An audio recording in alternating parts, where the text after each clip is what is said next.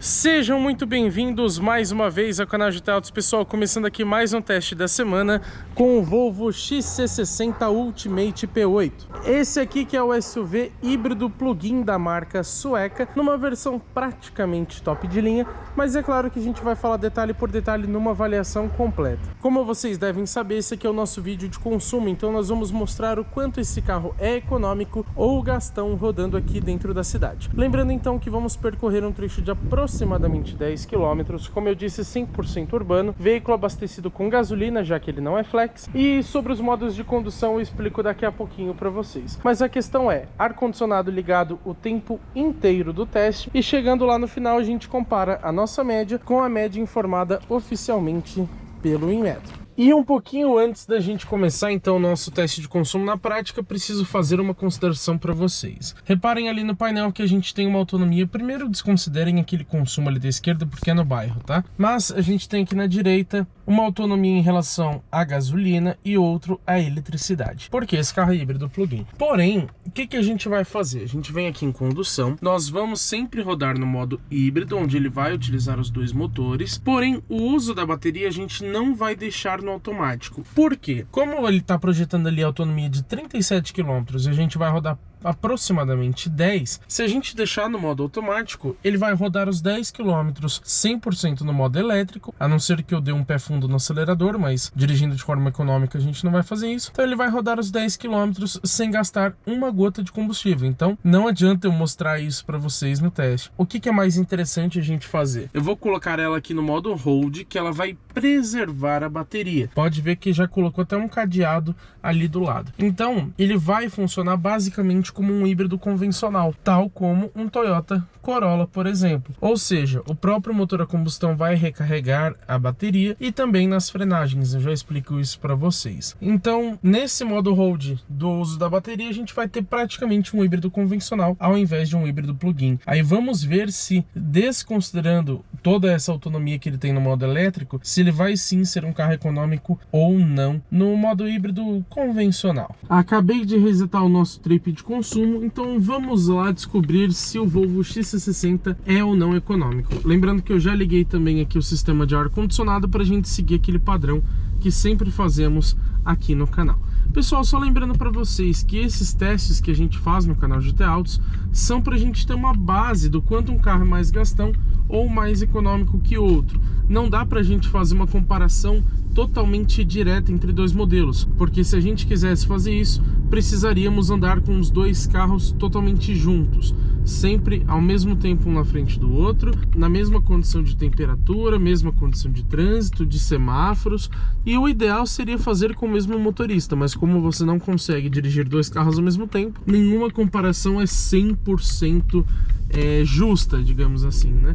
Então essa aqui é só pra gente ter uma base entre os modelos que passam pelo teste de uma semana aqui no canal. Mas é claro que aqui no começo do vídeo eu já quero pedir para vocês, deixa o seu like aqui embaixo, porque essa é uma forma de retribuição que vocês podem dar para o nosso canal.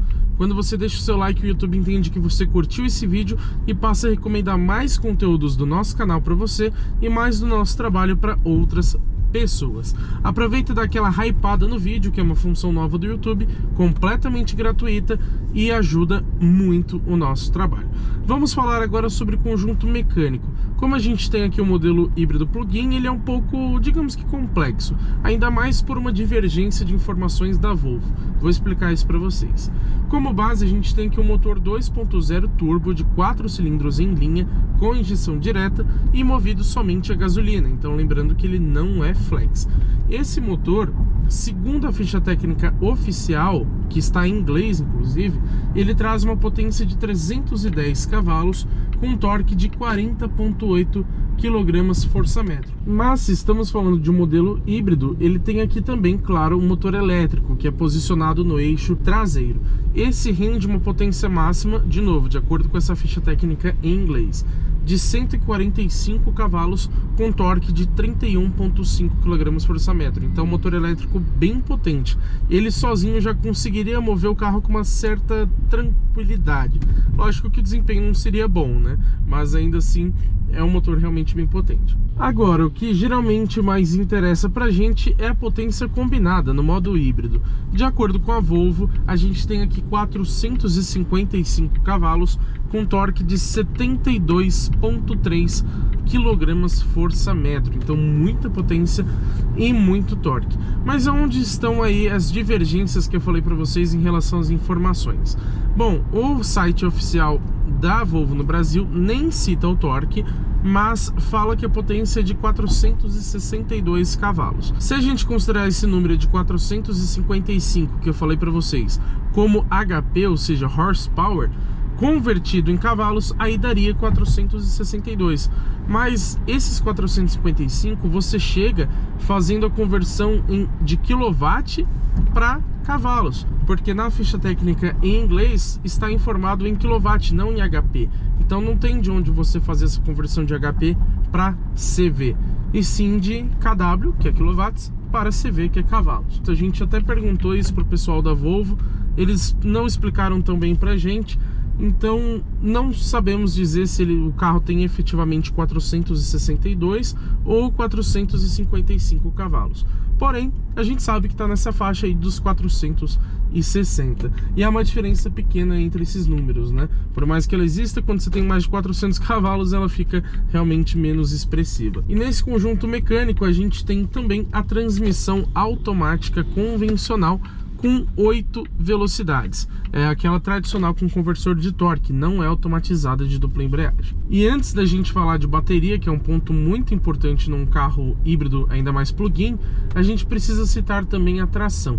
Aqui ela é do tipo AWD, ou seja, all-wheel drive, que traciona então as 4 rodas. Acontece que, segundo o manual do proprietário diz, o XC60 consegue mandar até 50% do torque para as rodas traseiras, ou dependendo da situação, se ele julgar que isso não for necessário, aí ele pode mandar mais do que 50% de torque para as rodas dianteiras. Então a gente pode dizer que ele, digamos que é uma tração prioritariamente dianteira, mas acopla o eixo traseiro automaticamente, fazendo uma distribuição de até 50-50. Agora sim, falando de bateria, que também é um ponto bem importante e até mesmo interessante. A gente tem aqui uma bateria feita de íons de lítio, com capacidade de 18,8 kWh. Mas qual que é a questão? Essa é a capacidade nominal. É normal que toda bateria tenha esse detalhe. Por quê? Elas têm um número nominal, que é maior, mas a capacidade utilizável, que você consegue de fato usufruir no dia a dia, aí a gente tem um número um pouco menor. Todo carro elétrico ou híbrido tem essa questão, apesar de muitas vezes as montadoras não divulgarem essas informações detalhadamente. E a capacidade então utilizável que a gente tem na bateria é de 14,9. É uma bateria de um tamanho bem comum para um carro híbrido plug-in. Porém, a gente tem alguns modelos que são híbridos plug-in, mas na verdade tem um motor a combustão mais como auxiliar. Eles são prioritariamente elétricos, digamos assim. A exemplo do Haval H6, o PHEV, que é o plug-in hybrid, que ele tem, se eu não me engano, 34 kWh na bateria. Então já é uma bateria bem maior do que essa, mas ainda assim está bem na média aqui do segmento. E esse vídeo aqui, se tratando de consumo de combustível, você tem uma informação também muito importante que faz total diferença em todos os carros, que é o peso. Aqui a gente tem, segundo a Volvo informou pessoalmente para nós, 2.150 quilos. Então é um carro pesado e por isso a gente imagina que o consumo não seja lá aquelas coisas. Mas isso a gente vai descobrir lá no final do trajeto para ver se ele foi econômico ou não. E claro, comparar com as médias que o Inmetro informa pra gente. E é lógico que na avaliação completa eu vou falar de todos os detalhes para vocês, mas quero adiantar que o desempenho desse carro aqui é excelente. Eu não vou mostrar ele aqui porque a gente não quer afetar o consumo, a gente está rodando de forma bem tranquila, mas como eu disse, no vídeo de viagem a gente também vai mostrar esse desempenho na prática, na estrada, e também na avaliação completa, é óbvio, a gente vai testar o desempenho, inclusive fazer um launch control com esse carro, ou seja, sair com toda a potência que ele tem disponível da inércia, né? Fazer uma arrancada, né? E recomendo que vocês assistam porque o desempenho desse carro é realmente sensacional. Em geral, é um carro bem gostoso de dirigir. Só um spoiler para vocês, 0 a 100 em 4.8 segundos. Realmente animal, né? É até difícil você andar de uma forma tão tranquila com todo esse desempenho. Bom, como que funciona a recarga das baterias desse carro, sendo que ele é um híbrido plug-in? Bom, o nome plug-in já diz que ele pode ser conectado na tomada para você recarregar. Quando você não faz isso, o próprio motor a combustão consegue carregar a bateria. Inclusive você tem ali o modo charge no uso da bateria, que aí ele vai realmente utilizar o combustível fóssil, ou seja, gasolina, para ligar o motor a combustão e gerar energia para o elétrico. Isso não vale a pena, porque o consumo vai para o espaço, você vai gastar muita gasolina. Porém, se você por acaso precisar de ter uma autonomia ali que seja de 10, 15 km em modo 100% elétrico, você consegue colocar ele para carregar pela combustão, para você mais para frente ter essa autonomia disponível. Mas também existe um outro modo de você recarregar essa bateria de 18.8 kWh. É através da frenagem regenerativa. Isso você não comanda muito, ele faz de forma mais automática. Como que funciona? Como eu já expliquei diversas vezes aqui em outros modelos híbridos ou elétricos que a gente testou no canal, basicamente todos os carros eletrificados eles possuem essa frenagem regenerativa. Invertem um motor elétrico quando você pisa no freio ou tira o pé do acelerador, ou seja, nas frenagens e desacelerações, para então transformar energia cinética, ou seja, de movimento, em energia elétrica. Você então desperdiçaria toda essa energia no momento de frenagem e ele aproveita para recarregar um pouco da bateria. Ele faz uma recarga grande? Não. O ideal é que você carregue na tomada ou pelo menos no próprio andar do carro com motor a combustão. Ali no painel, inclusive, ele mostra pra gente um índice, um gráfico, né, mais ou menos, do quanto a gente está economizando ou gastando energia. Vamos aproveitar que parou até mostrar aqui pra vocês. Reparem que ele também tem uma gotinha ali na direita com um tracinho aqui. O que isso significa? Quando eu passo daquela gota, ele liga o motor a combustão, mas abaixo daquela gota ele está usando somente o motor elétrico. Então você consegue ir gerenciando isso, ou pelo menos monitorando. Ó, aquela gota acabou de abaixar um pouquinho, ó. Por enquanto essa saída aqui foi 100% no modo elétrico. A gota está abaixando um pouco porque vai esgotando a bateria, já que eu coloquei para ela preservar a carga. Então lembrando, não vai funcionar como um híbrido plug-in.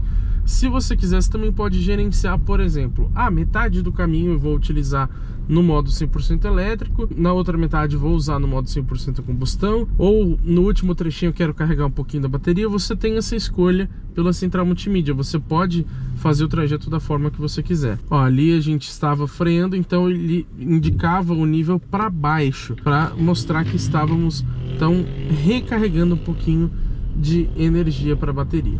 Agora, eu acho que ele poderia ter um gerenciamento melhor dessa bateria, dessa parte híbrida plug-in. Eu acho que você não tem assim muito benefício em esgotar totalmente a bateria para depois começar a utilizar o motor a combustão. Eu acho que ao longo do trajeto, se ele conseguisse fazer um gerenciamento mais inteligente, de em momentos mais propícios usar o motor a combustão ou em momentos mais propícios usar o motor elétrico, talvez a gente conseguisse até uma média de consumo melhor, consequentemente uma autonomia melhor, tanto em modo elétrico quanto em modo a combustão ou híbrido. A gente vê, por exemplo, alguns carros mais modernos, né, mais recentes que chegaram no mercado, até mesmo os ATV da Honda, né, os híbridos da Honda, que eles conseguem fazer um gerenciamento muito interessante de usar o motor a combustão realmente só para carregar o elétrico ou quando necessário, quando ele for mais eficiente. Então, em momentos na estrada, geralmente o motor a combustão, dependendo de qual for ele, claro, né? Aqui você tem um 2.0 turbo, então ele não é muito econômico, né? Ele sozinho. Agora, quando você tem um motor 1.5 aspirado ou algo assim para auxiliar o motor elétrico, na estrada ele costuma ser mais eficiente que o 100% elétrico. Então, os modelos da Honda, por exemplo, eles fazem isso. Eles desligam o motor elétrico porque na estrada você vai ter mais economia utilizando a combustão. Eu acho que aqui o gerenciamento em si do conjunto poderia ser um pouco mais inteligente. E também, claro, mostrar esse gerenciamento pra gente, porque você consegue ali pelo painel ver o quanto você está gastando ou recuperando energia, mas você não vê diretamente o que está tracionando o carro ou qual eixo que está tracionando. poderia ter, assim como o Song Plus, se eu não me engano, tinha, que ele mostrava claramente isso pra gente. O que estava mandando tração para as rodas dianteiras, o que estava mandando para as rodas traseiras, quando estava recarregando, qual o motor que estava em funcionamento, se eram os dois juntos ou não. Então você tinha todo esse controle de visualização. Você conseguia ver isso tanto pelo painel quanto pela central. Aqui não tem. Aliás, um spoiler da avaliação é que algo que eu não gostei nesse carro é que tudo nele é muito padrão. Você tem pouquíssimas personalizações. O carro é esse, ele sai de fábrica assim, e goste ou não, você vai ter que se adaptar ao modo que a Volvo escolheu. Você tem pouquíssimas personalizações.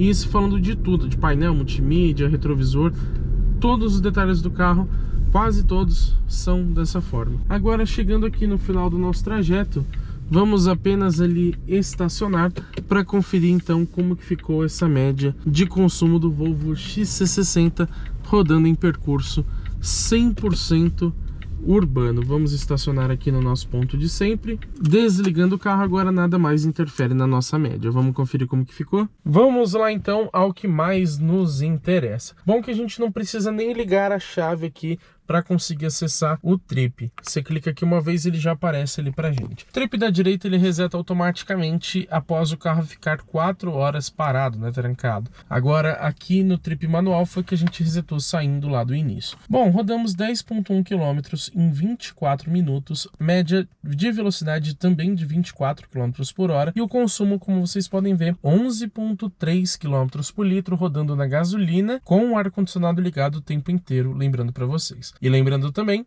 modo hold para segurar a energia da bateria, não no modo automático, onde ele gastaria ela por inteiro para depois usar o motor a combustão. E o que a gente então pode dizer sobre essa média de consumo? Ela é boa ou ruim? Primeiro, reparem nesse teto solar panorâmico que a gente vai mostrar em detalhes lá na avaliação completa. Bom, o Inmetro informa pra gente um consumo de justamente 11,1 km por litro na cidade com gasolina nesse modo híbrido. Ou seja, 11,3 aqui a gente teve um consumo até ligeiramente melhor, mas considerando a margem de erro a gente pode dizer que é o mesmo do Inmetro. Mas a gente precisa lembrar que o Inmetro informa também uma média em quilômetros por litro elétricos. Ou seja, no modo 100% elétrico, eles fazem uma conversão para ficar mais fácil para a gente entender em quilômetros por litro. Então, no modo totalmente elétrico, que seria, por exemplo, se a gente deixasse a bateria no modo automático, como eu falei, esses 10 km ele iria utilizar somente a bateria. Então, aí o Inmetro diz que ele faz 28 km por litro equivalentes. Aproveito para citar também a autonomia.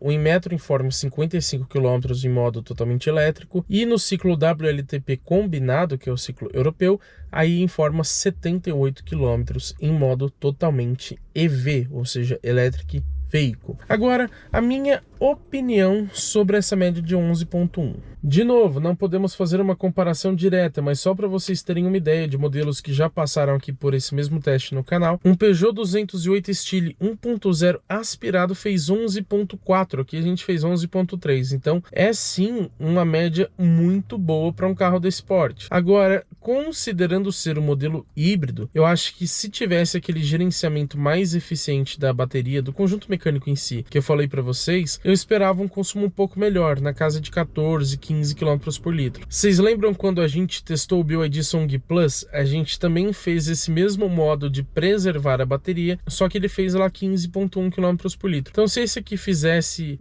pelo menos 13, 13,5, acho que já estava muito ótimo, considerando o porte e também o desempenho desse carro. 11,3 não está ruim, está bom, mas acho que poderia ser ainda melhor. Mas agora que vocês já sabem a minha opinião, também quero saber de vocês, então comenta aqui embaixo o que vocês acharam desse consumo. E é claro, se inscreva no canal e ative as notificações, porque teremos muito conteúdos com esse carro e também com todos os outros que passam pelo teste de uma semana aqui no canal GT Autos.